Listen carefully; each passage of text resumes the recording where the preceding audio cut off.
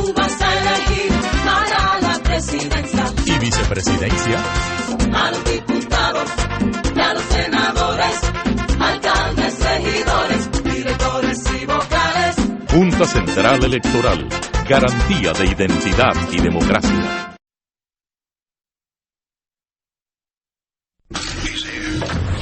He's here.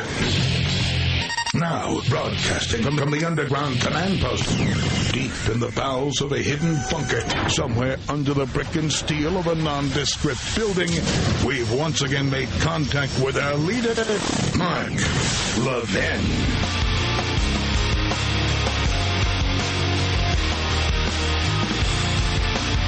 Hello, everybody. Mark Levin here. Our number, 877-381-3811, 877-381-3811. I have been chomping at the bit since late last night to get back on the air. The amount of propaganda, the amount of BS is just incredible. Absolutely incredible.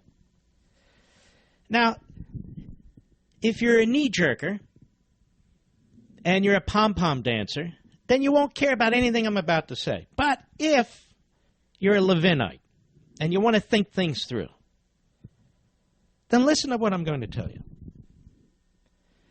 Donald Trump won New York last night. He got 60.5% of the vote. He won, I think now, 91 delegates out of 95. He was supposed to win 88, 90, 91, maybe more. He won the amount of delegates he was expected to win in his home state. And by the way, I'll get to this issue whether it's fair or not later, that somebody gets 60% of the vote and 98% of the delegates. But I seem to remember something. The Conservative Party of New York. If you're a registered member of the Conservative Party of New York, you don't get to vote in the Republican primary. Did you know that? New York has a closed primary system, which, by the way, I support. If you're going to have primaries and going to have parties, then you ought to have a primary for a party. About 150,000 members of the Conservative Party of New York. About 150,000 members. Now, that wouldn't have changed the outcome in terms of Trump being number one, but it could have definitely changed the outcome of Ted Cruz and his 14.5%, and whether or not he beat or came close to John Kasich, and whether or not Donald Trump would have had 60.5% of all the votes. But the fact is, the Conservative Party of New York, not the Republican Party, which is a liberal party in New York, in the Conservative Party of New York, 150,000 members were not able to vote. I'm not complaining about it. I'm giving you facts. We're not able to vote in the Republican primary. So it's actually quite remarkable that Cruz even got 15%. Don't get me wrong. Trump won, and he won a significant victory, but it was predicted. It was predicted. Then I got to thinking, wasn't that long ago that the primary was held in Wisconsin, and I seem to recall that Cruz got over 500,000 votes. Over 500,000 votes in Wisconsin. Population-wise, it's not a very big state. It doesn't even come close to New York. Does it? Then I went back and I looked. Donald Trump got about 525,000 votes yesterday in New York. In Wisconsin, Cruz got 531,000 votes. Let me repeat it. Trump got 524, closer to 525,000 votes in big New York. Cruz got 531,000 votes in not so big Wisconsin. Do you see what I'm saying, Mr. Producer? This is no runaway. And New York is Trump's home state. Wisconsin is not Cruz's home state. And by the way, is it fair? Is it fair that Trump gets 91 delegates? 91 delegates in New York when he gets 525,000 votes. But Cruz gets 36 delegates in Wisconsin when he gets 531,000 votes. Hey, I'm just pointing it out. All the phony pure Democrats out there, dressed up as Republicans and pseudo-conservatives, so worried about primaries and votes. Cruz got more votes in Wisconsin, and he got 36 delegates. And Trump walks away with 91. Well, that's the rule. Oh, and now we believe in rules. By the way, unlike probably all the other radio and TV hosts, I don't consult with anybody. I didn't speak to a single person in any campaign, any Republican official. I'm sitting here using my own noggin. My own noggin. Now let's go on. Let's take another look at this. The Fox News channel, the Donald Trump super PAC, hasn't discussed any of this all day long. Instead, the pom-pom boys and girls are up there dancing all over the place, telling you that everything's changed, even though nothing's changed. They repeat what Donald Trump says. They repeat what his sycophants say, his surrogates say. Then we get all these massive headlines, on the internet and on TV. Oh, wow, look at that. Look at what? He says last night, Trump, it's mathematically impossible soon for Cruz to get 1237. That's not even the point. The point is none of them might get 1237. Oh, well, the plurality should win. No, it shouldn't. Well, if I'm 100, 150, 300 delegates away, I should be able to get it anyway. Crap like that. And you're hearing it day in and day out, like propaganda. But here's something a little bigger that I think we all better pay attention to. All of us. Trump got 525,000 votes. John Kasich got 218,000 votes. Ted Cruz got 126,000 votes. I'm rounding off. Now, Hillary Clinton got 1,054,000 votes.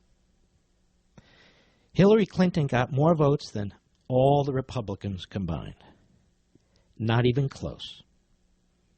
Not even close. The Republicans combined get to about 850, give or take, about 850,000. Hillary Clinton has 1,054,000. When you add in Bernie Sanders, another 770,000, they're at about 1.8 million. The Republicans aren't even at 1 million. Now, what does this mean? You have been told time and time and time again that Donald Trump will win New York. And he's the only one that can. And I'm going to tell you nobody can win New York on the Republican side. New York is going to Hillary Clinton. And it won't even be close. California is going to Hillary Clinton. And it won't even be close. Listen to me. Illinois is going to Hillary Clinton. And it won't even be close. If somehow, some way, Republicans muscle through the general election, and I blame a lot of this on Trump, and I blame a lot of it on the media, and I blame a lot of it on the way that this primary was conducted, such a magnificent opportunity to expose Obama and Hillary, blown, blown, blown. Those New York numbers tell us something. They tell us these big blue states, and there's more and more of them, are not going to go Republican. Not in this general election. 1.8 million New Yorkers turned out and voted for either Clinton or Sanders. Less than 1 million turned out and voted for the 3 Republicans. I suggest to you, not a prediction, I'll leave that to others. I suggest to you that if the Republican Party is going to be successful in this general election, and it's going to be tough, they're going to lose the popular vote and have to win by the Electoral College. Because they will drive their numbers up in these big blue states, like New York and California, among others. They will drive their numbers up. But the Electoral College will determine who the president is. So no matter how big their numbers are in New York or California, they still have to win enough states to get a majority of the Electoral College, 270. Now, I would ask Mr. Trump if he would just come on this program and not just go on friendly programs. And I would ask his surrogates in the media, and they know who they are, we know who they are, and I would ask his supporters a question. If that happens, are you going to then yell one man, one vote? Even though the Constitution provides for an electoral college, will you say, no, forget about the electoral college. The system is rigged. It's the popular vote that matters, and only the popular vote. Is that what you're going to say? Do you say today that Al Gore should have been president of the United States since he won the popular vote by over 500,000 votes, even though he didn't win a majority of the Electoral College? How many of you said that? Did Donald Trump say that? Did his favorite website say that? Some of them weren't even around, but some are. Did his favorite commentators on Fox say that?